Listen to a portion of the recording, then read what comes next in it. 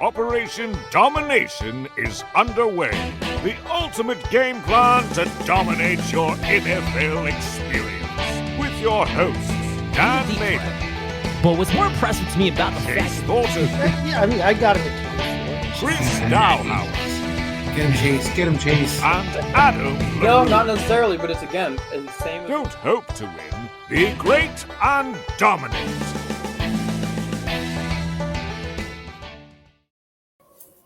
Oh my gosh, we're finally back on our normally scheduled night, almost a little 10-minute delay there, but finally back on Wednesday night here with Operation Domination on the Fantasy Football Advice Network. If you haven't done so, make sure you subscribe to the channel, hit the bell notification because we always have new content for you every single day, from Operation Domination to Fantasy Forecast and Too Much Best Ball and a bunch of other shows in between.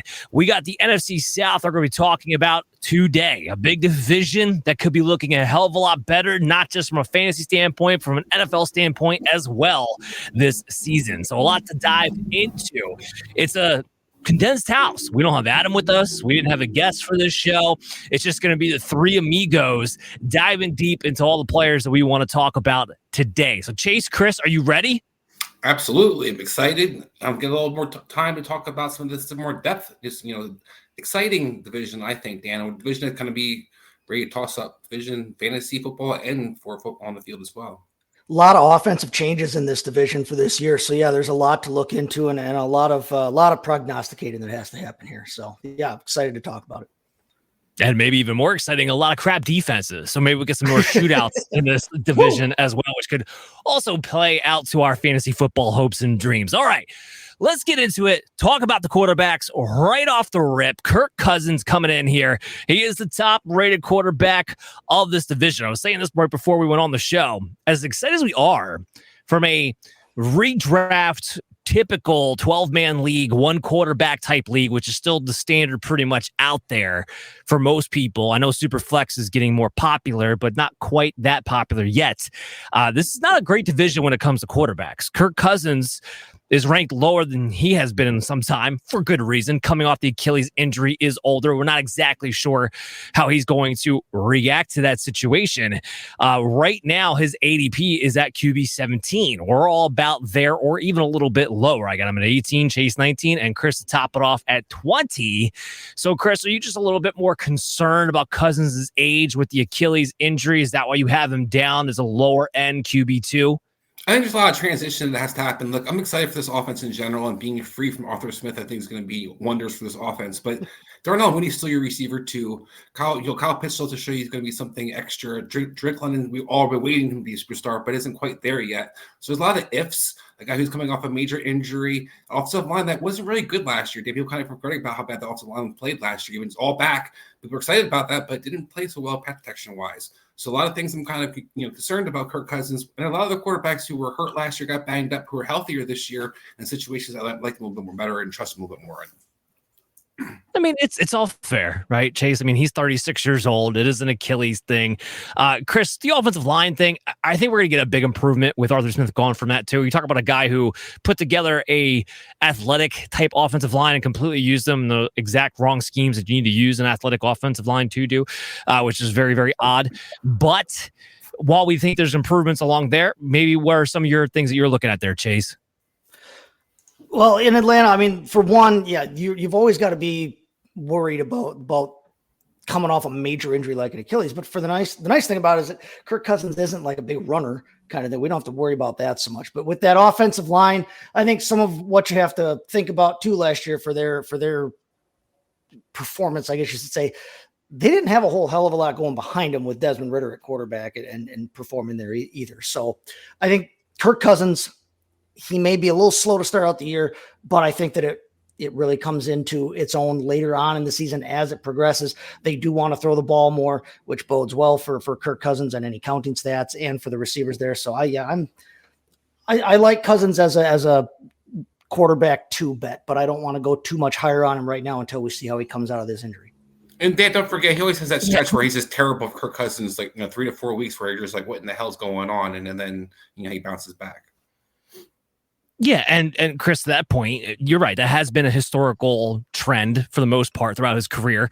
And now he'll probably be on waiver wires in most leagues where you might be able to ride that out. And then if he gets going again, you'll be able to pick him up. And I think Kirk Cousins, first of all, his ADP at QB 18, which is where I have him ranked, I think is a testament, again, to how deep we think the quarterback position is, and the fact that you might have a guy like a Kirk Cousins that you could pick up off the waiver wire if need be.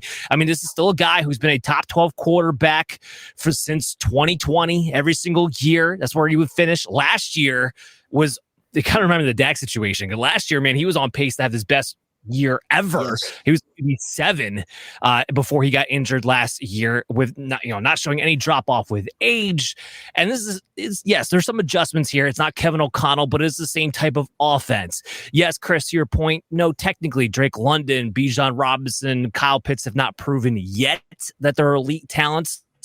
I think we all feel like they are, and just haven't been put in a position to show that. I would argue Pitts has shown that. I mean, he had 1,000 yards as a tight end as a rookie who hadn't done that since Ditka, still hasn't done that since Ditka.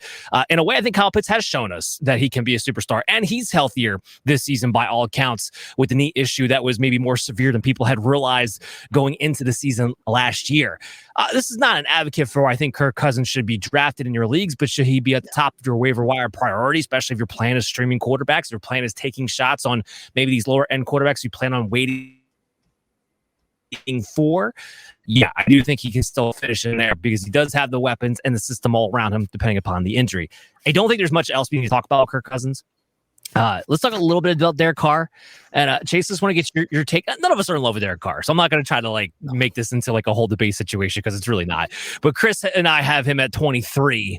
You got him all the way down there at QB 27. So why do you just hate him so much? I don't know that I hate him so much as I'm just not excited about Derek Carr, because by this point, we know what Derek Carr is going to be fantasy-wise. I mean, he's going to get you 15 points a week. Yay. 15 points a week from your quarterback position doesn't really, excite me all that much, but that is pretty much what he is going to be every single time that he goes out. He doesn't get too high, doesn't get too low. He only had, I think, 3 games last year over 20 points in the fantasy position. Now, those 3 points came in, I think, the last 4 weeks of the season, which is perfect timing if you had Derek Carr. But if you had Derek Carr as your starting quarterback, were you really around at that point of the year? I'm not so sure. Listen, he offers literally no rushing upside, hasn't scored a rushing touchdown in I think the last 3 seasons. They've got a terrible offensive line. The Saints might end up being one of the worst offensive lines, one of the bottom 3 or 4 offensive lines in the game. He's got a declining Alvin Kamara that we'll talk about later on. Juwan Johnson's injury, now whether he comes back or not, but either way, that hurts that passing attack. He does have the new offense with Clint Kubiak coming in, and I think that could help him a little bit. But at this point, Derek Carr is just who he is as a quarterback, so you're going to get 15 points a week, and I'm not as excited about him as I am about a lot of other people. So I've got him way down at the bottom. Yeah, I mean, I'm not going to get to the fantasy standpoint of Derek Carr. What I am going to say is this, and I think it's kind of reflective in your ranking and what I think the narrative is turned to be. I do think Derek Carr is better than a bottom third quarterback in the league as a starter. And even like you said, 15 points a game, that's still QB 22. That's typically where that is. That's where we have him ranked at, Chris and I. This is not about Derek Carr being on your fantasy football teams. I do think Kubiak is a good fit with his scheme to get the most out of Carr. Now, the best we've ever seen out of Carr was QB 13, right? So, right. But what I need best out of Carr is what it might do for some of the other guys that we're going to talk about a little bit later. The ultimate tease there. One of these other guys, Baker Mayfield, yes, admittedly, I'm not a fan of. And you could tell me to your blue in the face that, yeah, he finished as the QB 10 last season. Let's put context to that. Let's call it for what it is. He was a QB 19 on a week in, week out basis. If you were starting Baker Mayfield, as great as his year was, as a career year as it was for Baker Mayfield, he was still not a fantasy football asset week in, week out at the QB 19 on a fantasy points per game basis. And I am not, Liam Cohen, I know, comes from a similar-ish system. He has a lot to prove as a play caller. There's been some questions about him. Did he do the best job when he was in Kentucky as well? So we have some issues around that. And I just don't see there not being a regression where Mayfield, who I know what type of quarterback he is, I know a less than average guy. And now you're going to tell me he's going to maintain the numbers that he did from last season, losing Dave Canales this past year. I'm not buying it. I think we're going to see Baker kind of come back down to where he was. So I have him ranked at 25, and that's also going to come into play, I think, with some of the other guys that we're going to talk about. Chris, here's my question to you. Is Bryce Young even a start-worthy quarterback? Maybe not just at fantasy football. Let's have a little fun with this discussion. Open it up for the NFL. Well, fantasy-wise, I think that if you're starting Bryce Young, you're only starting him in a super flex and you're in a dynasty league and you're a rebuilding team. Now, having said that, as a standard redraft league team, I think he's absolutely not a guy that you have on your board for redraft leagues right now. I mean, talking about Derek Carr, talking about Kirk Cousins, talking about Baker Mayfield, all guys who have higher ceilings, all guys who have systems might be changing a little bit, but have shown you more success or immediately have better weapons in place is a big thing, I think. So I think Bryce Young can maybe be a starter quarterback because it's a hard question, Dan. I mean, there's some guys who I just don't really love in the league necessarily, but he reminds me a lot of Kenny Pickett. So I think if you're a Kenny Pickett fan and you think Kenny Pickett can play in the league, then maybe you think he still has a chance. I don't think Kenny Pickett can play in the league. I think Kenny Pickett shows you what he could do in Pittsburgh already. I think his career should probably be over. Bryce Young, I think, is going down the same road. But in Bryce Young's defense, I think Carolina has done a stupid, dumb job of putting talent around him. And I hear a lot of pundits, patting themselves on the back this offseason about how what Carolina did, the offensive line and the weapons they have in place and how it's upgraded. I heard the same shit last year, and look how it happened. Where? So, did I hear you correct? I'm not hearing you at all. I'm not. Yeah, I'm not hearing you right now. But I'm agreeing. I think where Dan's going with this, Chris, is: are you saying that they did not improve this offseason from what he had available to him last season? I think Diontae Johnson is an improvement. But Adam Thielen, what you're going to get out of Diontae Johnson this year, probably what you got out of Adam Thielen last year. Okay, so I think when it looks at what you're transitioning wise, what else are you going to get from the rest of the guys? Jonathan Mingo, Xavier Leggett, I think they're the same guy. We'll get to wait to see what happens to Xavier Leggett, but I already watched Jonathan Mingo everybody's surprised that he can't run routes and he doesn't get open. Surprise! Well, I wasn't. So then you go get a guy who doesn't get open again, did the same thing. Then you're going to have a tight end, Sanders, who isn't that great, and get outplayed by Ian Thomas right now in OTAs. You have 400 running backs with an offensive line that doesn't really, your best running blocker is your tackle who can't pass protect. So I just don't think Bryce Young, with $100 million spent in the guards for Robert Hunt, who had one decent year last year, and a guy, that Seattle was looking to get rid of him, Damian Lewis, that they were happy to get rid of. So you paid him, $15, $16 million a season. They did that with Austin Corporate 2 years ago, and how'd that work out? So I think this is the same thing. I think this is a repeat all over again. And I feel like I feel bad in a sense for Bryce Young, where I want to be just pound my chest and say I told you everybody so. But right now, Dan, I still I try to give people chances. What about Jonathan Brooks? What about Tavian Sanders? There's improvements from that standpoint as well. Diontae Johnson was not the only weapon they added this year. I don't disagree with you in the sense that Robert Hunt was an over. Brooks is off an injury. You had Miles Sanders come in last year. What's the difference between what you're expecting out of Miles Sanders getting last year and what you think you're going to get for Brooks this year? And then I do think that talent-wise, Miles Sanders sucked. Chuba Hubbard was not. But I'm saying going into last year, when Carolina signed Miles Sanders, people were like, Miles Sanders could do a little bit like we did in Philadelphia. What do you think you're going to get out of James Brooks? Is going to be so much different. That's going to be so much more, better on. I think I'm getting a more complete back who is more explosive and has better vision than Chuba Hubbard or Miles Sanders or anything they had on the team. Hasn't practiced at all, right? And even if it's not till, and we're going to get into John Brooks a little bit later. I don't know if there hasn't been practices yet. There's been mini camp. No, he didn't play. He didn't practice. He's been running around in underwear. Yeah.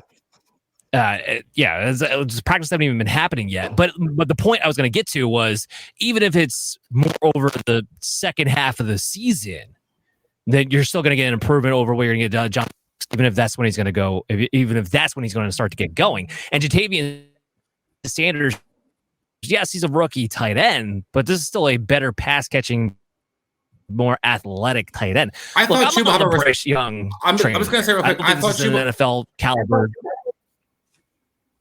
I was just saying real quick, Dan, I thought Chuba Hubbard did pretty good the second half of the season last year. I wonder what Brooks is going to bring better than they got last year from the running backs that they got.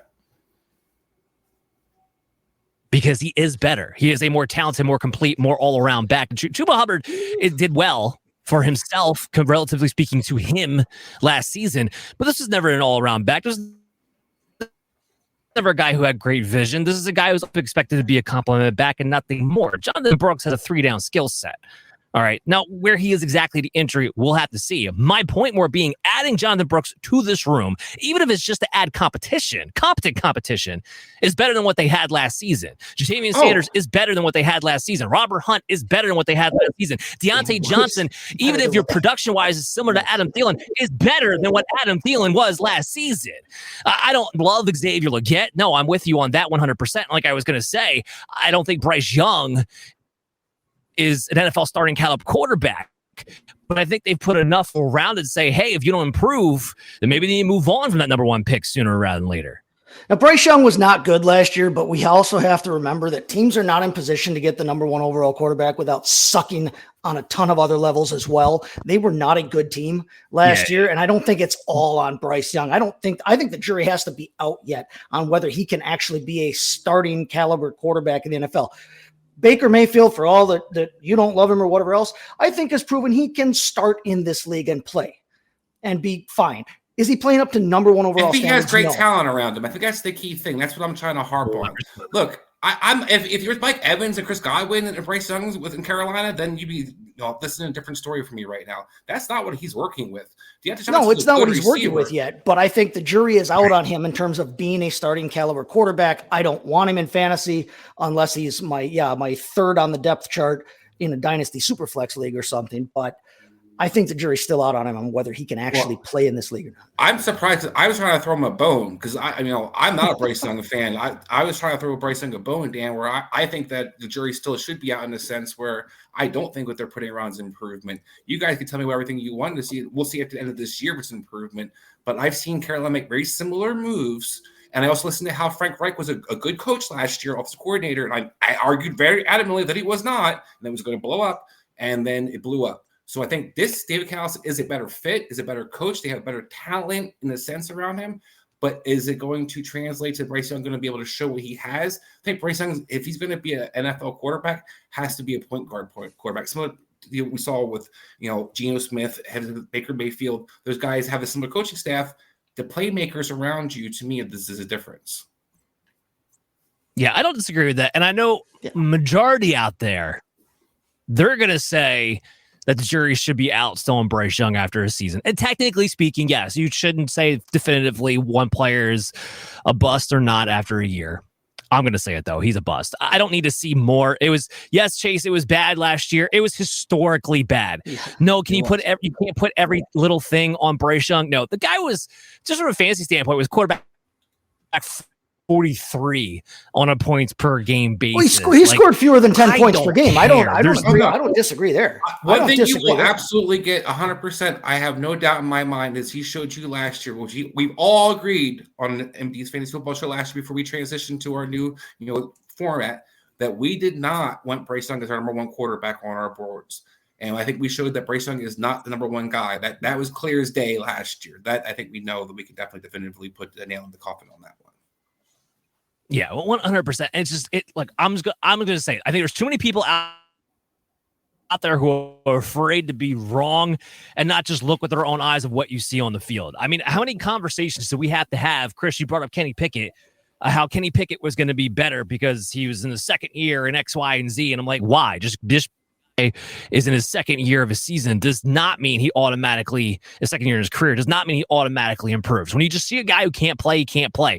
There's nothing about Bryce Young that you can point to and say, this gives me hope. He wasn't accurate. He doesn't have a good arm. He doesn't have mobility. He doesn't even have the right size. So I don't understand the argument why we're even trying to have a jury on this debate. I just wanted to get that out there so all the Carolina fans and all the Bryce Young lovers can hate me later on social media at Dan Mater FF. I'm not afraid to tweet me. All right, let's move on to the running backs. Let's talk actual fantasy relevancy. Bijan Robinson. He's a top 3 running back, according to everybody. I got him at number 1 overall. I'm going to get into why that is in just a second, and I'm going to preface that with a few things. Chase has got him at 3. So Chase, I kind of tagged you here because I want to know who do you have at 2? I've got Breece Hall at number 2, but I've been a Breece Hall guy. You said that last week. Yeah. Yep. I'm a Breece Hall guy. I think both of them are. I think both of them actually have. I think it's very similar for the two of them for how they can perform this season. But I'm a Breece Hall guy. So. Okay. I'm not going to argue too much. Breece Hall is my number 3, so I'm not going to argue with you there too much. I do think Bijan is more of a lock to get more of a workload, and he's not dependent as much as Kirk Cousins is coming off the Achilles injury, just like Rodgers is. As much as we can kill Atlanta for Penix, and I'll be the first in line to do it, I do know the step off from Cousins to Penix, even though he's a rookie, is less significant than the step off to Rodgers for Tyrod for half a game until he gets hurt, and then down to the third string in Huntley. So I think from even a backup standpoint, I like Bijan a little bit more as a safety net goes as far as getting quarterbacks who are older off the injury bug. And I guess that's where I'll take it in from the segue here of why I got Bijan number 1. If you're for all the people out there going to be like, you're crazy, Christian McCaffrey's number 1. I'm not here to argue with you. All right. This is not you're wrong, I'm right, Bijan's 1, McCaffrey's 2. This is not what this is. It's a 1A, 1B situation. This is a Bijan getting a Rams coordinator coming off a year in which they had tremendous success featuring one guy. An offense traditionally it does better when they feature one guy because they're less predictable off of it, and they like to do it that way when they have the opportunity to do so. So now you put him in a situation where he's younger. He might be getting in his own words, a Christian McCaffrey level type workload, both in the rushing and in the passing game. And the big part of that, if this offense clicks the way I think a lot of us expect it to click, at least be better, there will be more legitimate scoring opportunities that he will not be ceding to Tyler Algier that we have to worry about here. And McCaffrey being a little bit older, being paid now, being on a team that is just focused on the Super Bowl, making a little bit of a deeper run. I do think Shanahan's going to find some ways, not saying McCaffrey's going to be losing a significant workload, but I do think he's going to find some ways to take the ball out of his hands a little more often than what we had seen previously too. Plus, I think Bijan's a special back. So I got Bijan at number 1. Chris, go ahead and chime in with your Bijan thoughts. Well, you had Bijan 1 last year, so you're sticking to your what you did last year. So I see that you love Bijan Robinson. I was a year early. That's what I'm saying. Yep. I like it, Dan. My concern is the touchdown potential. Look, you talk about the system, so the opportunity is absolutely going to be there for him to be what Kyron Williams did last year. If you want to highlight what the guys can do, we also saw what else could happen is people like Devin Singletary, Damon Pierce rushed for 4 touchdowns combined last year for the Texans offense. It's not a guarantee that you're automatically going to have that success running the ball. It's not a guarantee that Bijan Robinson is going to, hit the ground running. I always be more involved than he was last year. I know everybody wanted to kill Tyler Algier last year. Tyler Algier is not going to die, guys. He's still going to be involved in someone in the offense. So he's still going to have some kind of a role. So I just think there's a little bit of things here or there where I can't just, feel as confident, Dan, as you do. Christian McCaffrey, I do think he's going to have his touchdown and his workload cut back a little bit. But similar to Raheem Mostert last year, he can just fall into the end zone 18 times, catch a couple balls, and be just fine, still be, QB RB1. Where I think Bijan has to show me that he can do that. So I see, I see excitement for Bijan. I see the opportunities in Atlanta offense in general, and I was beating the drum for Atlanta offense the last 2 years. But I'm a little bit more cautious. I'm excited what's coming, but I also think there's transition, guys. Coaching doesn't just automatically take its step. I know that Houston gave everybody excitement last year of how they kind of just all of a sudden hit the ground running, but it doesn't guarantee. What was that? You're going to be more cautious the year they get rid of Arthur Smith? That's not the year to be more cautious. Can you guys not hear me at all? No, I'm not. I'm more cautious in the sense that I'm not going to make the leap that these guys are all of a sudden, just going to be world beaters. Last year, I was more confident they were going to be good and was disappointed when we got everybody, basically. But I think this year, I still think they're going to be way better than they were last year. I just don't necessarily think they're going to, I can't make the leap that everybody's all of a sudden going to be has arrived now. Well, and the thing about Bijan, listen, my mantra, FAS, forget Arthur Smith, but for all the belly aching that we all did about how Bijan was used last year, he still was 9th in the league in running back touches. He had 300 touches last season. You mentioned Tyler Algier earlier, Chris. Tyler Algier is not going away. Tyler Algier's workload decreased by a whole 17 touches, by 1 touch a game, basically, between his rookie season and last season. Okay. And he had essentially the same, almost the exact same usage that he had the year before. So all of the usage that Bijan got was basically carved out of other places in this offense.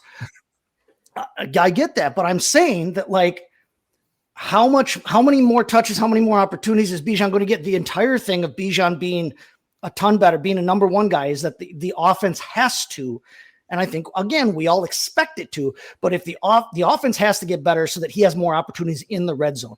Breece Hall and Bijan Robinson both were only terrible last year. And they weren't terrible, but the only reason they didn't score more than they were is because they were outside the top 30 in red zone attempts, not just goal line, just inside the 20 period, because their teams simply weren't there. The team has to get better at finishing drives, getting down inside the red zone, and then I think Bijan will have more points.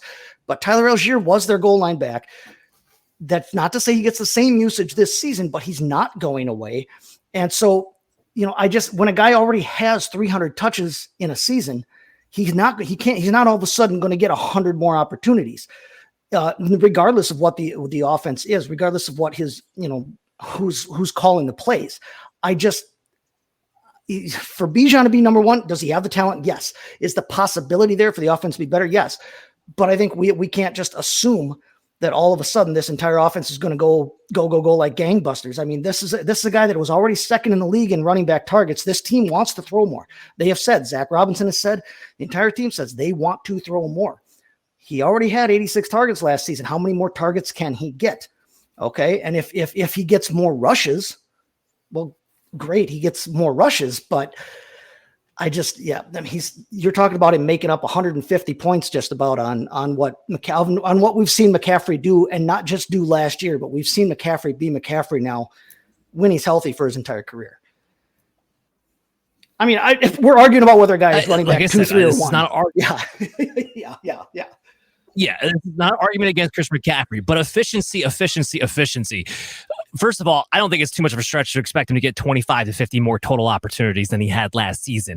Remember, this is a guy who was 32nd in red zone attempts last year because Tyler Algier got only 2 less touches than he did in the red zone because of the system. All right, so you're looking at Kyron Williams and what he did and what they were able to utilize out of him. I think when they look at Bijan, they see a much more talented back that they plan on using very, very similar. Is it a stretch to say Bijan is going to get 70% of the team carries? No, it's not. Is it a stretch to say he's going to get 13% of the team targets? No, it's not. And that puts him right on range for 325 to 350 touches. I have no caution whatsoever this team's going to score more than the 7th worst scoring team last year in Atlanta. So all those things together, I have no concerns whatsoever that at the very least he's going to be competing for that number 1 spot and being way better positions with the touches he does get to be more efficient than what we saw last season. Something to take in mind here, Bijan was one of the best in yards created because he had to be. I mean, he wasn't put in no position to do anything with the ball. It was all him, what he got. And even though he doesn't have all the highlight plays that we would expect a player of his talent to have, that's how bad it was around him. He makes it look easy. You watch those games in Atlanta, he makes it look easy time and time again. I know I'm having a few little problems on my microphone. Get that worked out here. Let's talk a little Rachaad White. So, Chris, you're the lowest on us with Rachaad White. You got him at 19. Now, Rachaad White's a guy, I think, from a volume standpoint, not much has changed. I don't look at Bucky Irving, at least, as a threat to actually be doing anything. So, we think he's going to get most of the volume. Why do you think he slips a little bit from what we saw last season?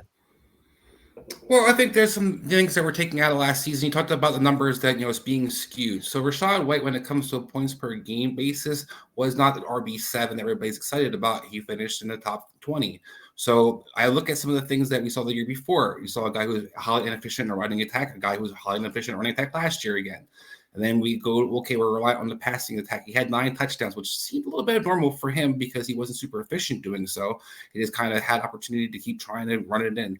Chase Edmonds isn't anything special. Bucky Irving isn't anything special. But they're more than Sean Tucker, who was an undrafted free agent that they had last year. So there will be competition for those people in the backfield. There will be other guys being rotated in there. And Liam Cohen has showed a propensity in his career to actually utilize multiple running backs when he was in the Rams and also when he was in Kentucky and previous as well. So I do have some concerns that this guy's not going to get the same amount of touches he got last year. He talked about efficiency. That's the opposite of where Rachaad White is when in a rushing attack. He's not efficient. He's not a great goal line back as big as he is. Doesn't have good vision. And pass catching, well, Bucky Irvin's a good pass catcher. So is Chase Edmonds. So if he loses any of that, I have genuine concerns. Now I'm still putting him in as guy I think is an RB2 option for your teams. So I think I'm being pretty concerned because, like I said, on the points per basis last year, he was RB19. Well, where are you seeing RB19 at? Because I got him at RB14 on a points per game basis. That's where I got him for the season or per game. Per game. Points per game basis. Half point PPR. Half point PPR per game. Yep. 4, 5, 6, 7, yeah, I have him at RB14. 11, 12, 13. I'm sorry. So right. while you, I wrote. Okay, I wrote the 4 instead of a 9. Sorry, so 14. Yeah. But what do I have? What do I have? What do I have Rachaad White as again? You have him at RB19 in your rankings. Okay, so yeah. So I think he's going to. I think we saw the high we were going to get from Rachaad White last year, RB14. So I think the regression is coming as we'll be finished RB19 this year. Yes. Okay, that's fine. I just want to make sure we're clear for the people out there who are giving out faulty stats there. He was RB14 on a points per game basis. Look, I don't disagree with what you were saying there as far as him being a rusher. He's not that great as a rusher. I think it's kind of been a knock on him when he was coming out of college, is that we kind of knew he wasn't going to be that great of a runner. He's never been that efficient. He doesn't break a lot of tackles after contact. But I don't think he's losing any of the passing down work because he was legitimately, even by the metrics, elite as a pass catcher. I mean, 13th in yards per route run, 2nd in routes run, 13th in target share for the team, 13% target share on the team. So all those things add up to me. Rachaad White's not losing that job. Chase Edmonds, Bucky Irving, that's not competition in my mind. And I know I was lower than most when it came to Bucky Irving coming out of college. Take that as you will. But this team, part of their regression is that I don't think Baker Mayfield is going to be able to take as many deep shots this year. He was number 1 in deep ball pass attempts. I do think this offense is going to condense in some ways closer to the line of scrimmage, which may play out to even be more beneficial to a Rachaad White when it comes to volume. There's too much being made about the Bucs offensive line improving, like Graham Barton being there. I don't think that makes them suddenly a great offensive line in the interior. So there's a lot of people out there who have Rachaad White as a top 10 who expect him to be better efficiency with the carries. I'm not really projecting that either. Chris, what are you going to say? I was going to say that they're going to have regression offensively. The guy rushed for 6 touchdowns last year. So I don't know. That's a big part. He had 9 total. That's a big part. If you knock that down to 6 or 7 touchdowns, where are you going to have Rachaad White be this year? Not rushing for 1,000 yards, isn't catching him for, he's a solid, efficient pass catcher, but he's not catching him for like 100 yards a game or anything like that. So what are you really going to get out of Rachaad White above what I'm saying? Well, I think that actually plays my point. 6 touchdowns is not a lot of touchdowns. 9 total. That's not 9 total, but with 3 receptions with the guy who receives the ball all the time, and they don't have a tight end that they have to throw the ball to. Pretty much Mike numbers for running backs last year, Dan. What are running backs average for catching touchdowns? I understand. If you let me get through it real fast, I'll break down to you why I think that is replicable. Again, because you're talking about a team that outside of Mike Evans doesn't have a lot of red zone weapons. It's not a team that has a tight end who commands the ball inside the red zone. Chris Godwin's never been a big red zone guy. Last year was ridiculously low, but he's never been a big red zone guy himself.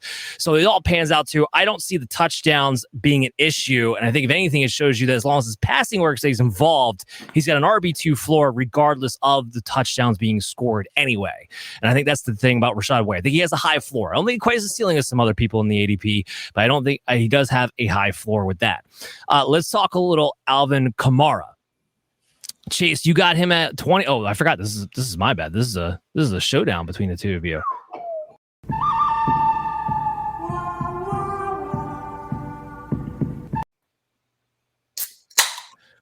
All right, let's get into this one. So Alvin Kamara, we got I'm right smack in the middle of you guys, so this is going to be fun to judge.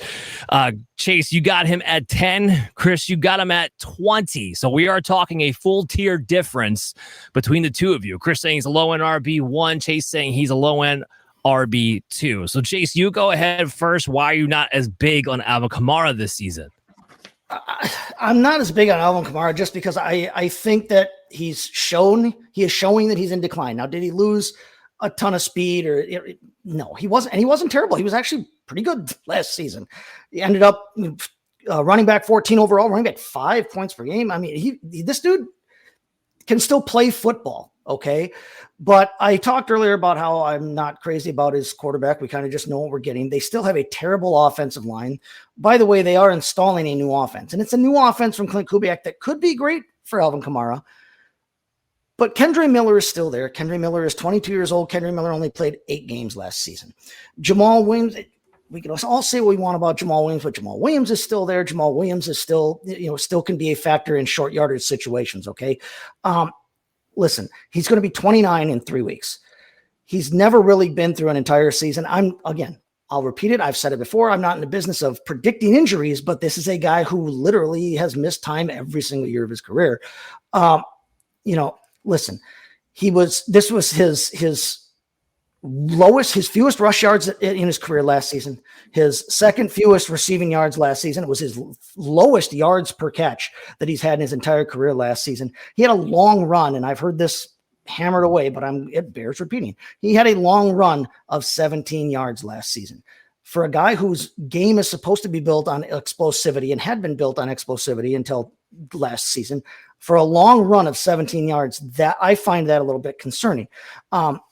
Listen, he's still a good football player. He's still the number 1 on this team. I don't think that Kendre Miller all of a sudden becomes the number 1 on this team flat out, hands down. I think he can eat into that workload a little bit more. I think that Alvin Kamara is losing a step and is declining in his career.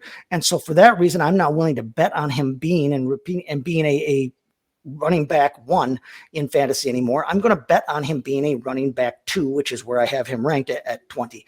I have not done my numerical projections yet. He may bump up a bit when I do my numerical projections in my rankings, but I don't see him being a running back 1 anymore at this point in his career. It's just not what I see him as.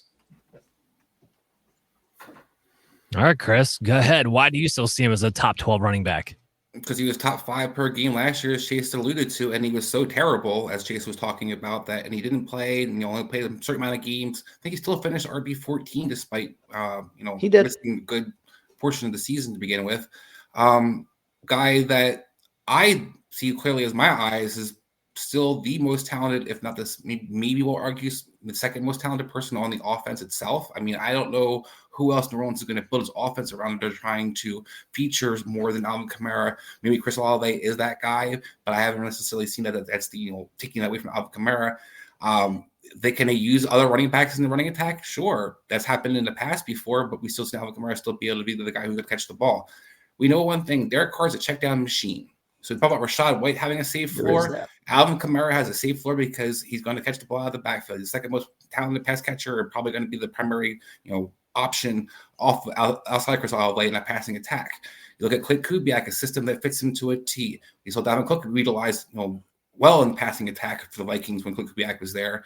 Ability to kind of move around the running backs different ways, but also get back to doing his own runs. And overall, Clint Kubiak's actually got a clue of what he's doing. This offense in New Orleans since Sean Payton, even towards the end of Sean Payton's tenure, was just horrendously uncreative, boring to watch. I think you're going to see a lot more motion. You're going to see a team that has a lot more pace. All those things. I think on Kamara and a full off season where he can commit himself. He's got a lot of money. He's got something to play for in his futures going forward as well. I like Alvin Kamara as a top 10 option. Okay. A lot of good points by both you guys. Like I said, I'm right smack in the middle. I'm right at RB15. So this was all going to come down to the argument for me, and I'm going to give the slight edge to Chris on this one. Just because you laid out really good points on the fact that, his efficiency was bad on the ground, and yet he was still RB5 at a points per game basis. It's just showing you again, it's kind of like the Rachaad White conversation, Chris, you brought it up.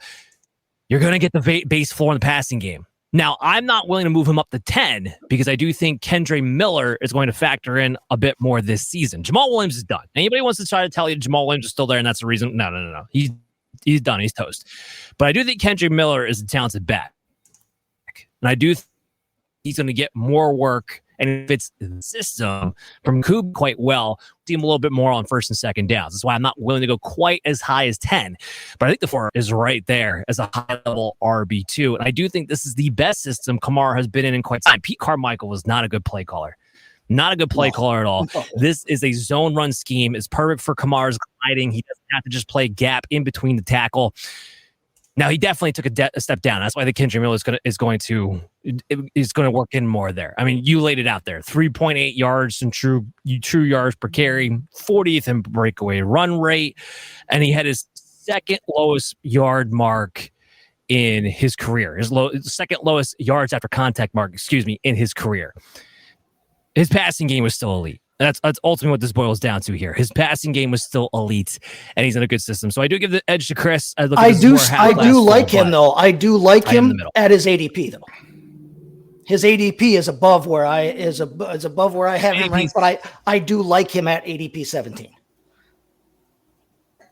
Yeah, that's what I was going to say. His ADP is sitting there at 17, a lower and RB2. Okay, so let's go from that showdown to this showdown, if we can.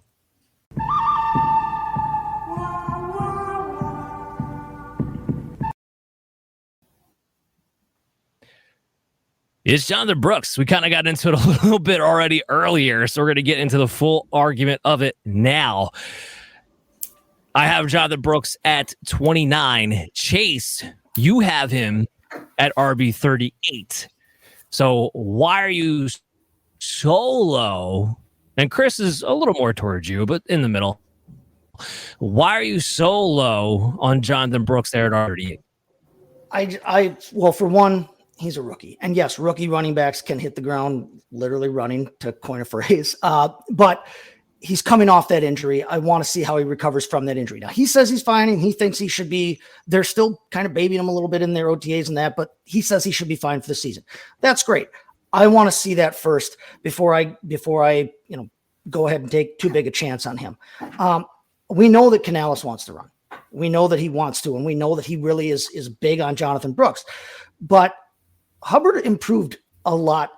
Last year, Hubbard looked like he can actually play in this league. Okay. He has worked really hard to improve his pass blocking so that he's not a detriment in any phase of the game.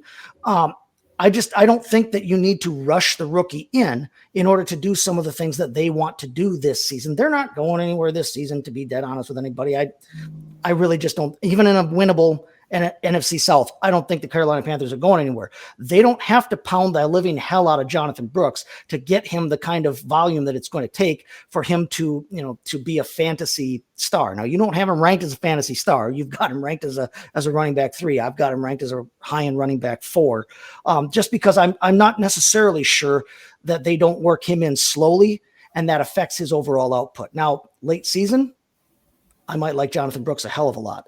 He might be a great guy to try and target before the trade deadline hits. If they are working him in slowly, you might be able to get that.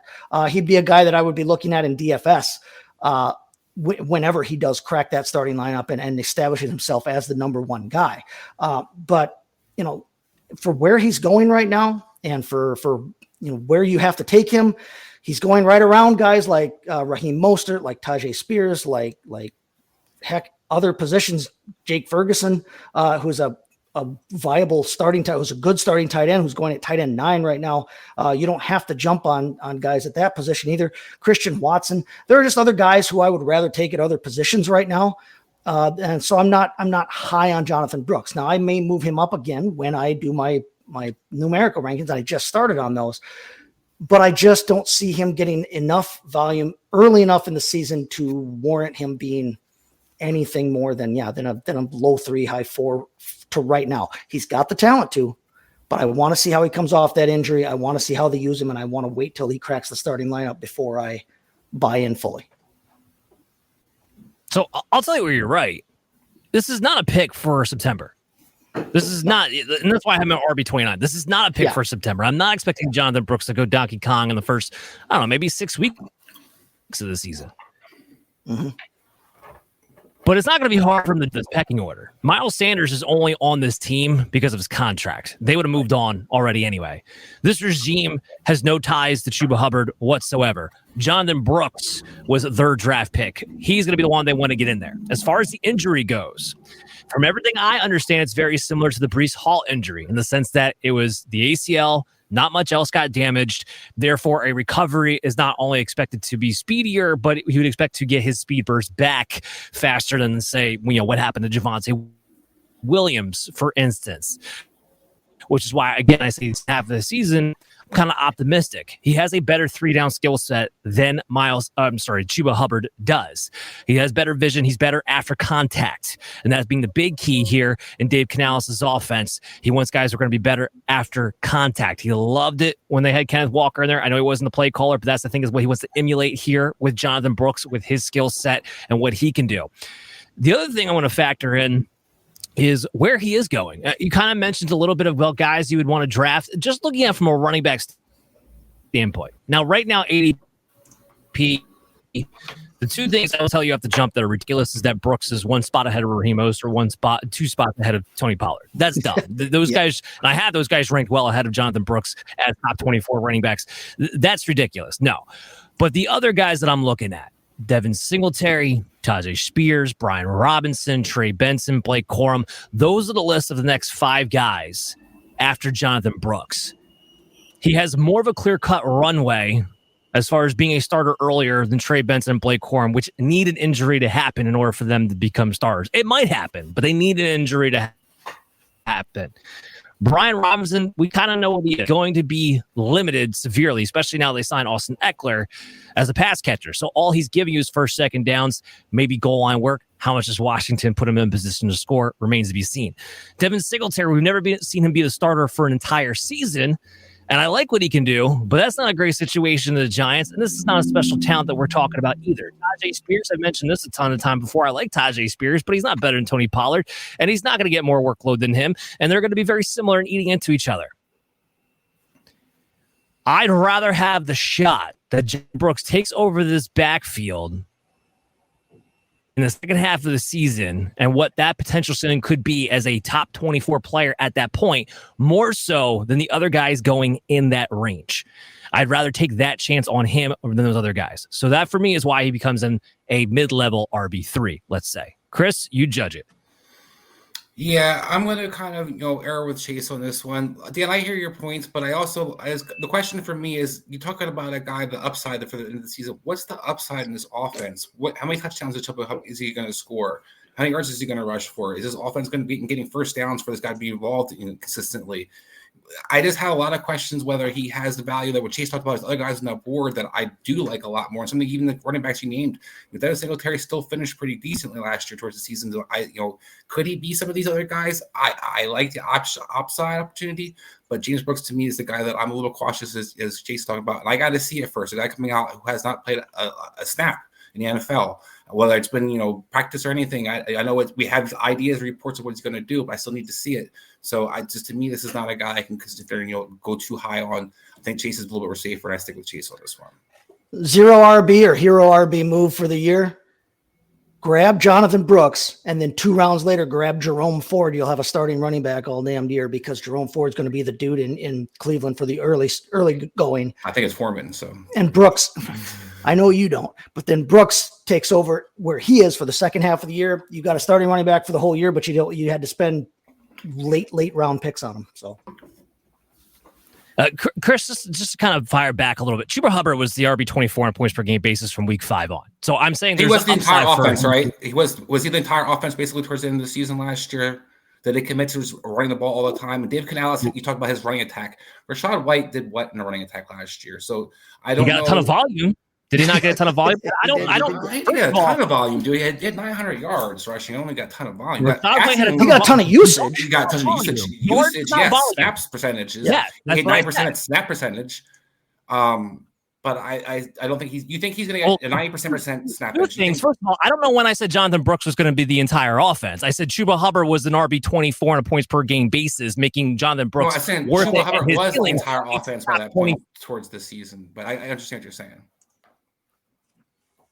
Do you think they're going Well, that's not how you said it. But at any rate, what I'm saying is that he has a top 24 starting running back capability, and you're drafting him as an RB3, who, because of his 3-down skill set, and I do think he's more talented than Hubbard, has maybe even a little bit more of a ceiling of what you saw out of Hubbard last year, and therefore has much more value than the other guys you're taking in that range to start off the season. That's being more the point here.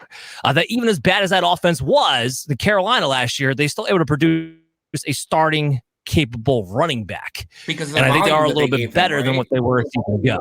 My question to but Dan that's all I'm banking on. What are we talking about here? Because he had no competition for that volume. That's what I'm talking about. You talk about Diontae Johnson being this offense. You talk about Jameis Sanders being this offense. This team is passing for like $125 a game towards the end of the season. They were just a run-oriented running team. Chuba Hubbard was the offense, basically. So that's where I'm curious. Do you think that they're going to commit to that much usage? If that's the case, then it's absolutely a possible top 24. I just think there's other mouths to feed in this offense, and there's other backs in the backfield that aren't going away necessarily. That I don't see he has that clear cut, upside that you're looking for. That if he gets 15 carries for 40 yards, what do we care? The only thing you could argue is that Hubbard may stick around longer than maybe I'm projecting him to do so. I'm not really worried about Hubbard being an actual significant factor. Rachaad White had 272 carries last year. He had plenty of volume. This is not an issue of volume for Jonathan Brooks. They literally had nobody else in Tampa Bay, and they had Sean Tucker, an undrafted free agent, backing him up. That's what I'm just saying. I know what you believe. You hate Tyler Algier. You hate the backup running backs. You think the guys are going to get all the touches. But I just don't necessarily subscribe to that same theory. I think these other guys will be involved. They picked up Rashad Penny, whether he's involved or not. They picked up the running back. So they keep adding backs. I think there's an intention. There are a lot of bodies in that room. There are a lot of bodies in that room, yes. Everyone has 4 to 5 running backs in their depth chart. I don't think it's a stretch to say Jonathan Brooks gets 68% of the carry starting week 6 when he's fully ready to go. That's not a stretch. Guess what? That's where Hubbard was last season. Hubbard can still be involved. Your Algier point is erroneous because Bijan can get 74% of the work and still have Algier involved for 25% of it, which is more than enough for a backup running back, by the way. I'm not ostracizing these guys where they have to never touch the ball for the volume to work out here. Let's keep it on pace with the math here a little bit before we start putting words in my mouth. You're talking about the whole season, Dan. So I'm looking at a running back situation that you're going with Chuba Hubbard for a stretch for towards the end of the season for about 8 games. It was from week 5 on. Week 5, that's 3/4 of the season we're talking about. That's not just second half of the year. When you can quantify, and look, I can't argue strongly, but if you can tell me how much Carolina committed to running the ball last year, and you're going to say they're running the ball that much this year, from that week, that just as consistently they ran the ball from that week 5 on last year, because we watched that offense basically neuter itself and become we just hand the ball to our running back and we try not to screw it up. And so that's what you do when you have a crappy quarterback. I don't think the quarterback situation has changed. Do you? We had this conversation earlier. You guys like Diontae Johnson. You like Sanders. You think they have more talent. Yeah, the weapons got better. I think there's going to be more passing attempts than there was last year. That I will say for Bryce Young. I'll go on record. It'll be more pass attempts this year than there were last year for Bryce Young. Absolutely. Really? Because they had 586 pass attempts last year. They had 445 rushing attempts. This was not a split that was crazy for the Carolina Panthers to repeat. In fact, that's actually along the line right with the percentage tendencies of Dave Canales. So I'm not really sure where the volume has to change all that significantly.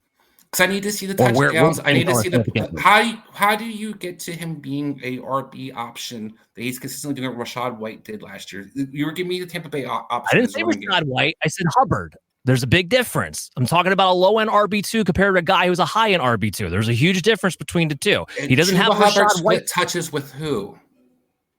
I don't think Jonathan Brooks is going to split touches in a committee-like fashion with Chuba Hubbard once he gets going. And who was the second passing receiver on the team for Carolina last year?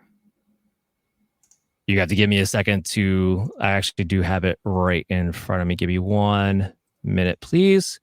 And it was Jonathan Mingo, and then DJ Chark, and then you finally get the Chuba Hubbard after that. Okay, so it's not a stretch. Do you think no matter how you break it down, the volume is not a stretch? There's going to be more attempts to the other receivers they have in that room now than DJ Chark and Jonathan Mingo. Let's see. Jonathan Mingo had 85 targets. DJ Chark had 66. Adam Thielen had 137. I could easily see the 137 going to Diontae with 85 going to Thielen. And Xavier Legette, Jonathan Mingo splitting the remaining. It doesn't change. I don't know where you see the drop and Hubbard off. It doesn't change. Because there's more mouths. Chase, I mean, you keep throwing Hubbard out there like he's going to get more than 5% target share. I'm just saying he's going to touch the ball. I'm saying mathematically, I don't understand where you're coming from at and why it's such a stretch what they did volume-wise and what offense could be better or with Dave Canales or whatever the case may be. But volume-wise, the Panthers weren't that bad. This wasn't a team that had the least amount of touches in the league. They didn't. So all volume-wise across the board, it breaks down perfectly fine. And if anything, it would be a little bit more of an improvement because they'll probably run a faster pace offense with Dave Canales than they did last season. So I'm not understanding the volume argument. I know that we just spent this whole time arguing between ourselves that that I was right in my draft position, you were right in your draft position over Jonathan Brooks. I actually tend to agree with a lot of the points that you're making here, Dan.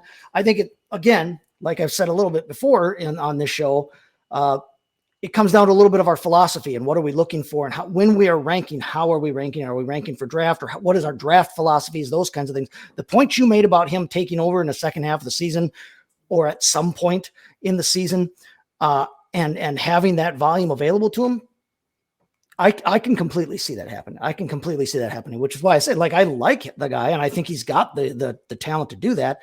I'm just pumping the brakes a little bit in terms of jumping all in on him until I see it and until I see what and when the usage occurs. Like I said, I'll be in on him on DFS all day long, but I don't know that I want to draft him right now at that.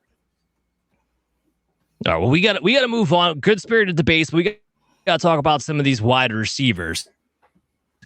Chris, you have Chris Olave, Chris to Chris here. You got him at wide receiver 16. That is the lowest amongst Chase and myself, who both have him as a top 12 option. So why are you not excited about the idea Chris Olave could be taking that jump this year and finishing right about where he was last year? Well, he was top 22 last year. Or top 20, I think he was last year, 19 maybe. But it wasn't something, the guy that I think he's going to be, these all of a sudden is going to make this huge jump. I think the offense will be better in general. Chris Olave had pretty decent numbers last year. I don't really see the numbers changing a whole lot. The guy was top. He was 25, I think, year before, 24, 19 last year. 5 touchdowns this past year, 40 touchdowns the year before. Is that going to all of a sudden increase? I don't know. Possibly.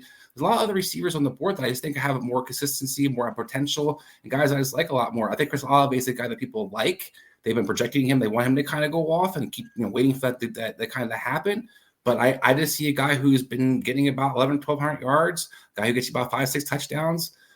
He only had one game last year over 15 points in half-point PPR. So, I mean, what ceiling we're looking at for a guy, I don't know. Ways to go look. And he had 8 games where he was in single digits in half-point PPR. So that's a pretty low side for receiver one. So I have a lot of questions about this guy that I'm not going to really wait that jump. I think I have him pretty fairly. I think he's going to get better than he was last year. Just don't see this guy all of a sudden being a receiver one now. Go ahead, Chase. Well, I'm kind of a Chris Olave guy. I kind of have been. But I don't see where else they want to throw the ball in this offense outside of, we just talked about Kamara and Olave, with Juwan Johnson being hurt. He thinks he's going to start the season, but there's not a lot there to get excited about for me. And Foster Moreau, Taysom Hill, and Juwan Johnson at tight end. There's not a lot of competition for him. So I think he's still going to get those targets. Now, you made a good point. Like, okay, well, we've seen him already get, his 120, 130 targets and get 1,100 yards and 5-6 touchdowns. We've seen that, but we haven't seen that in Clint Kubiak's offense. And I think if we're going to get excited about the offensive scheme, then Chris Olave being the number one in that scheme, I think there are good things available for him. There are targets available, now that Michael Thomas is out of town. I like Rashid Shaheed as a player. I don't necessarily like him to cut into Olave's workload at any. A.T. Perry is nothing to get excited about. But listen, he caught 63% of his balls, last season that were thrown to him. And Derek Carr was a 68% passer. I think that there's more meat on the bone for Chris Olave in general. and there has been more meat on the bone for him in these last 2 years.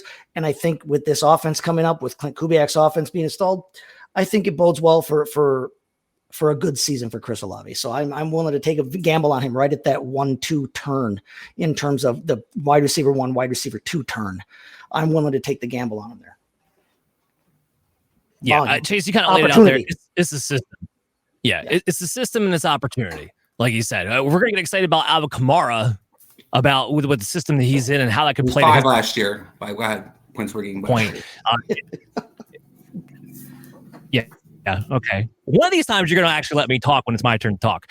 But when Chris Olave gets his chance, when he goes 138 targets last season, and he's third in unrealized air yards down the field and fourth in deep ball targets, and you add all that up, the metrics, he has 1.71 target separation above average last year. And now you add in Kubiak, who when he was the offensive play caller, he had Justin Jefferson go for 1,600 yards and 10 touchdowns in 2021 season, which is his second year. He had Brandon Ayuk be the most efficient wide receiver last season.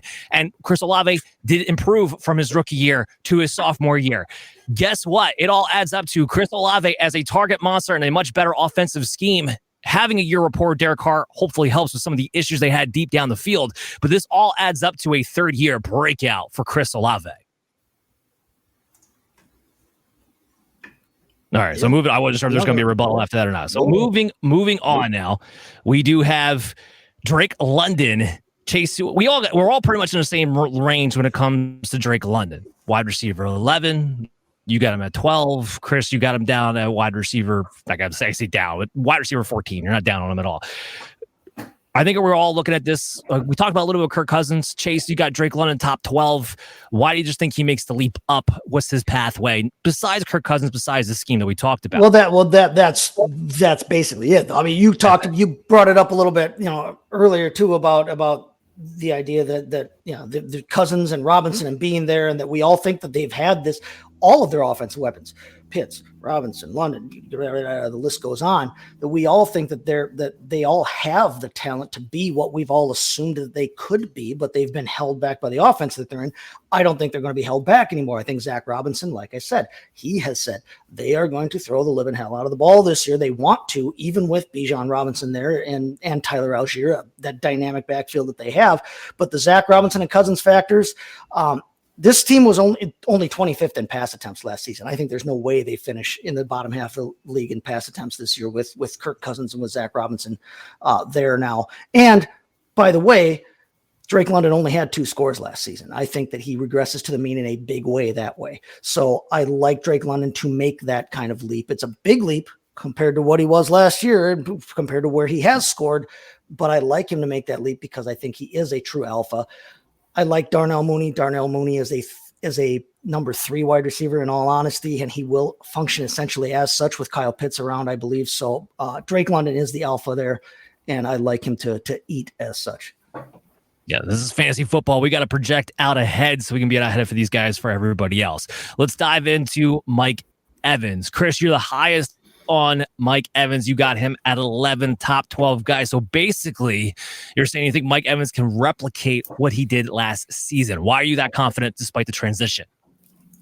Past 3 seasons is more I'm confident in Mike Evans overall. A guy who, was 8, I believe, in 2021, half-point PPR, 16 the next year, and then last year, as you talked about, the number top 5 guy. A guy who is just, doesn't really have a change in target stand. It was about 125 targets. Mike Evans does what he does. He gets his targets, he scores touchdowns, and he's going to be getting over 1,000 yards for sure. That's a guarantee for 10 straight years. Yep. And the one thing that can fluctuate with the touchdowns, but we saw last year where we got back to where it made no sense, where we actually looked for Mike Evans in the red zone versus not looking for Mike Evans. That Tom Brady, Mike Evans connection, I will never understand what happened there. But outside of that, usually Mike Evans is the alpha in that passing attack, especially in the red zone. I see no reason that's going to change this year. This offense might not be quite as potent, but we've seen these offenses, feed that X receiver quite well. So I think Mike Evans consistently is once again the most targeted receiver for the Tampa Bay Buccaneers. A guy who can continue to be the guy used down the field, a guy who can continue to use the red zone, and a guy that Baker Mayfield can see. So put all the things together, I see another top 10 finish opportunity for Mike Evans. And this guy gets stepped on every year, by the way. He does. He does. We do usually have him as a mid-level wide receiver too, and he usually does perform better than that. I don't disagree with anything you're saying except for, and this is why I got him at wide receiver 17. I don't think that the touchdown red zone targets disappear, but the touchdown rate was 9.5%, which even for him was by far the best in his career. I think it's going to be a little bit difficult for him to be that efficient, and his touchdowns from year to year have been wide in their variance, and he had 13 last season. So if you come back down to about 8, which I think is a fair number for Mike Evans, with the rest of his numbers, it kind of lands him in that mid-level wide receiver 2 tier, which is why I'm a little bit lower on him. But yeah, Mike Evans, one of the great things about him is he's got one of the highest floors you can possibly take year in and year out, no matter what the situation is. This guy, we might be a little bit more concerned about, though, being able to bounce back. Chris Godwin, rough year last year, most because of touchdowns, though. I mean, it wasn't really because of targets. So it wasn't necessarily because of yards. It was just because he wasn't finding the end zone. But Chase, you got him at 37. So why are we still treating Chris Godwin as a low-end wide receiver 3, high-end wide receiver 4? Because that's kind of what he is. I mean, again, if you want to point back to last season again, wide receiver 31 overall, but on a points per game basis, wide receiver 38. I don't see him necessarily, I don't see this passing game taking a giant step forward. We kind of already talked about that with our Baker Mayfield thoughts. There is reason to maybe be a little optimistic on Chris Godwin. He's going to get to play a little bit more out of the slot where he likes to play out of in this. They're going to do more motion in this offense than they've done in the past. They want to bring that dynamic in there. They want to dictate the coverages that Chris Godwin sees, that Mike Evans sees, that everybody on the field sees under Liam Cohen. And so I do have a little bit of optimism for Chris Godwin that he could outperform where I have him currently and where people are taking him currently. We've seen him be, a good dynamic receiver in the past. And if he gets back to what he wants to be doing, playing out of the slot where he's comfortable, he could definitely find his way up to top 20 more. 2022. Exactly. Like we've seen it he has that ability. He's not going to score 2 touchdowns again. Like I said, with Drake London, I think there's some regression to the mean there. So there's reason to be cautiously optimistic for Chris Godwin, but not to the point that I'm going to rank him any higher than a wide receiver 3-4 right now. Yeah, I mean, I don't think he's in position to get more volume than he had last year. He actually had a 24% target share. But the volume the volume he does get might be better, might be more effective. Yeah. It might be. Well, yeah, and I was going to lay out there for you is that he was 76 in ADOT. I expect that to rise back up to his normal level next season. It's not usually that inefficient. He only had 2 games over 100 yards. Where Chris Godwin showed you what I think is most impressive, because this is a guy who was not 100% healthy throughout the year. He was second in route win rate. He was still getting open. He was still winning his routes despite all of that. So I do think there's reason to think there can be some hope for Godwin to bounce back. That's why I don't want him to be completely off of people's boards. I think he should be considered as that lower end wide receiver 3. I just don't expect too many big games, despite some of the things that we might be hoping for. No, but if you can combine that win rate with, like I said, dictating the coverages that he sees now to a much greater extent than they had before, yeah, there's possibility. I think part of that too is going to be Trey Palmer, Jalen McMillan, because I think if McMillan's playing, I don't know how much Chris Godwin's lining up in the slot. If it's Palmer, I tend to agree with you. They're moving Godwin to the slot. They talked about that this offseason. Yeah, that's been a big deal. He himself has given some interviews where he has stated how stoked he is because he likes playing there out of the slot. I think they're going to be more versatile with him than he was last season, regardless. Whether he's primarily the slot receiver, again, I do think is going to come back to, is it going to be Palmer or McMillan as that typical starting third receiver? If it's McMillan, they ain't pushing him outside. That doesn't mean they still don't rotate Godwin in and out. They did it with Cooper Kupp and Puka Nacua within that offense all the time. And so it just kind of depends on how they're going to approach that, how often it will truly be. Chris, this is interesting. So you're highest on Diontae Johnson, despite him not being an improvement in your eyes. No, I didn't say it was an improvement. This is what I said. The offense around them, I don't think it's much different. I think he could do what Adam Thielen did last year. Adam Thielen was a very solid receiver, for this Tampa Bay team, or that's maybe Carolina team. People kind of forgot about Adam Thielen, what he could do. I think people forgot what Diontae Johnson could do. The guy can get open and catch a lot of volume for a guy who can't throw the ball down the field very consistently. So I think Diontae Johnson has one of the best, separation rates over the last decade. Diontae Johnson is one of those guys that constantly gets open, constantly can be able to beat guys. And so I think you're going to see a lot of things that Alvin was able to do last year. Diontae Johnson can repeat for him this year. and he's free in drafts. Nobody wants him. He's going way down. Yeah, he's going way lower than what any of us have him ranked. So yeah. And I think they're his ADP is 38. Yeah, Canales, he's consolidated to his top targets. That's literally what he's been used to doing. I don't see why that wouldn't continue here. So Diontae Johnson, first of all, I think it's toast. I think he showed up to the second half of last year. It was like he couldn't even keep up with the 5-yard routes that he was running. He wore out. with the volume he could get.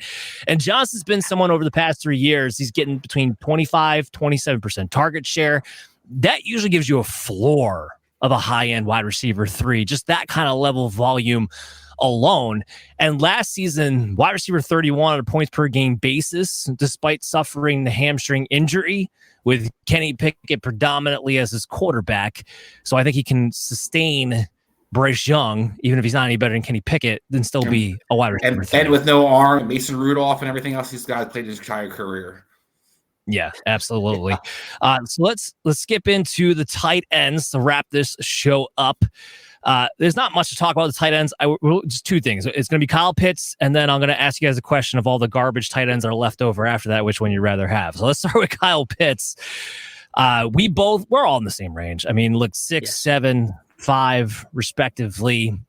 So Chase, here's what I want you to do. I want to explain to the people why you should be back in on Kyle Pitts as a top 8 tight end this year.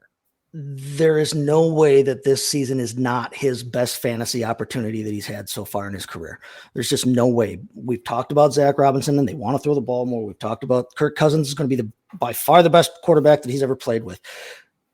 FAS, Mr. Arthur Smith loves him some tight ends, loves him some traditional inline ass tight ends. He loved him some Jonnu Smith, does not want Kyle Pitts to be running any routes like Kyle Pitts should be running, what he should be doing on the field.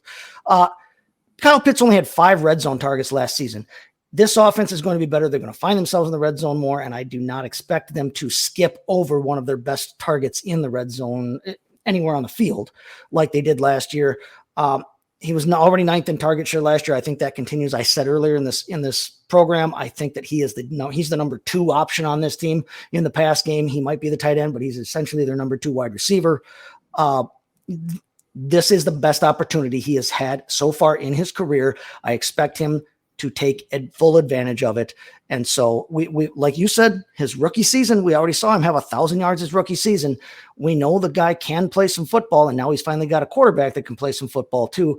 I like that combination. I'm willing to jump on that. Yeah, I mean, it's not just the terrible quarterbacks that he has, not just playing with Arthur Smith.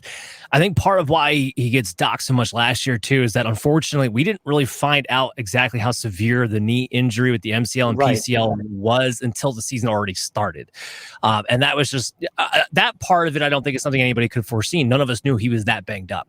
And I think that had a lot to do with last season as well. So everything points to Kyle Pitts. You're back to being a top 8 tight end. Finally, he was the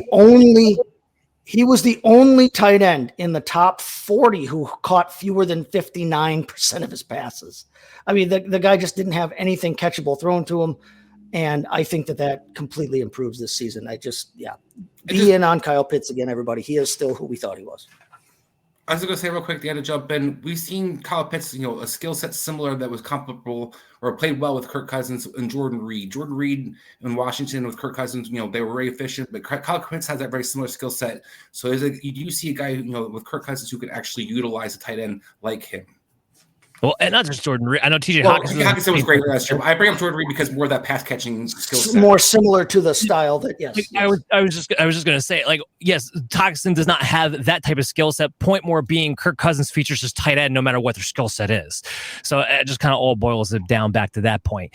All right, so just to cap off the tight end group, because there's not much else to say, who's the next best fantasy tight end in the division? Jatavian Sanders, Taysom Hill, Cade Otton, Juwan Johnson, who I think is banged up already. Who'd you guys take out of that group? Go ahead, Chris.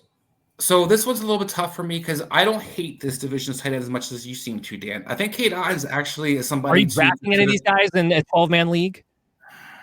I have to see how the board No. kind of falls. Yeah. K-Dot is the guy that I would consider as one of those guys with 12 to 16 range, 12 to 18 range. There's a lot of tight ends in there that I could still kind of nitpick to figure out who I would like. So I think I could be in that discussion. ADP is 21. So even if you had him valued there, I don't know if you're really drafting him. Just kind of what my point would be. I'm trying to just vouch that I think he's got somebody that should actually be on your radar. I'm not saying a guy you have to necessarily have. But Taysom Hill's the other guy to make sure you consider, because as you talked about, Juwan Johnson is already banged up. We already talked about how many passing weapons aren't on this New Orleans offense. But we also seen a lot of talk coming out of camp how Taysom Hill is going to get to be utilized as a weapon and jet sweep actions and the backfield. They're handing him the ball. Like he's always been used. He has, but more consistently chasing in the sense that we've seen not throwing the ball ever. We've seen them word offense that consistently uses a motion offense in these Rams offenses, like where the Cooper Kupp, Brandon Cooks, Robert Woods, those guys were consistently getting that jet sweep action. That's something that doesn't necessarily have to just be like I rotate you in for a week or two. It's going to be something that could be consistently part of a week in, week out offense that you can see him be on the field for utilizations of plays. And I bring that up because we know how hard it is to find a ceiling and a floor for some running backs. Taysom Hill has been that sneaky guy that you could always kind of get, Dan, that can sometimes win a week for you. Well, and also be another guy that you like to have on your team just as an option, just in case somebody else maybe gets banged up. Yeah, Taysom Hill ADP is the highest of this group. He's at 17. He's also the guy I have highest ranked at 19. Chris might surprise you. I do have K-Dot at 20 right behind him. And then, believe it or not, I have Juwan Johnson at 21 right behind that. So it's just pretty much put him all in that bottom tight end 2 tier. Ja'Tavion Sanders is, dynasty-wise, it's the obvious answer for a dynasty standpoint. And I do like his ability quite a bit. But he's also that type of tight end that I don't see a profile where he gets to play or make a significant impact, I should say, early, because he has a lot he needs to learn as a blocker. And I don't know if he's on the field enough in those situations. Maybe he'd be a poor man version of Juwan Johnson. We get to play the money ball situations in the red zone as the passing target, but this is not an offense I'm very hype on. So yes, of all these guys, Taysom Hill, because he could be a cheat code, because he still could get used as a joker position. Kubiak's talked about it doesn't seem to be lost on him despite his new offense of using Taysom Hill in that kind of joker way. I don't think it's necessarily going to disappear. So as long as Taysom Hill is still tight end eligible in your league, which I think he is, then it should be good to go. All right, with that, let's get into my underdogs. All right, here it is. So make sure if you have not signed up already, go to underdog.com and use the promo code FFAdvice to get a $250 cash bonus and 1 free pick'em bet. So again, go to Underdog Fantasy, use the promo code FFAdvice today. And your underdog specials: Drake London, higher than 975 receiving yards. He had 905 last year with the combination of Riddick, Heineke, and Arthur Smith calling plays. Now you change that to a combination of Kirk Cousins, Michael Penix, and Zach Robinson calling plays. Yes, I like the higher for Drake London. Diontae Johnson, higher than 825 receiving yards. Really low here on Diontae Johnson. He had 717 last season in 13 games on 51 catches with Kenny Pickett. I think he can do the same thing with Bryce Young and get over 1,000 as long as he plays enough games here.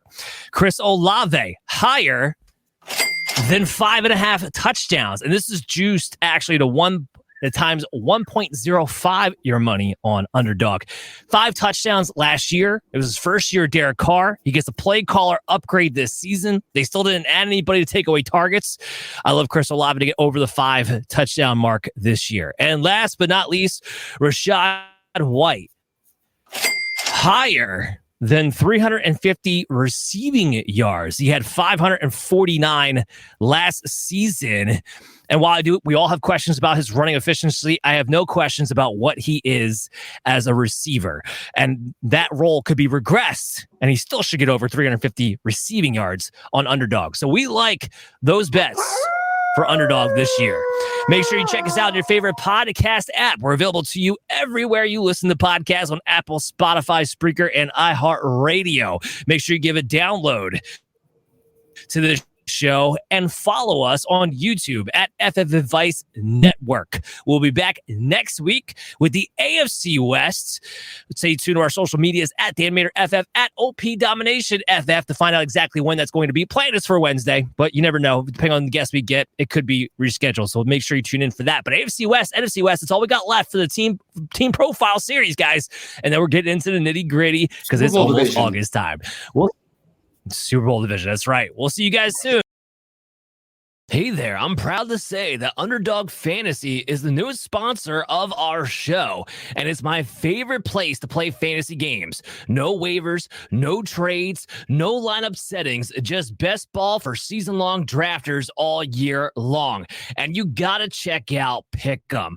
It's so easy to play. Just pick 2 to 5 stats of your favorite players. You can choose whether they go higher or lower on those stats, and if you can pick 5 in a row, you can win 20 times your money. Sound like fun? Well, guess what? You can sign up with promo code FFAdvice today to claim your special pick, plus a first-time deposit offer up to $250 in bonus cash. I cannot wait to see your entries.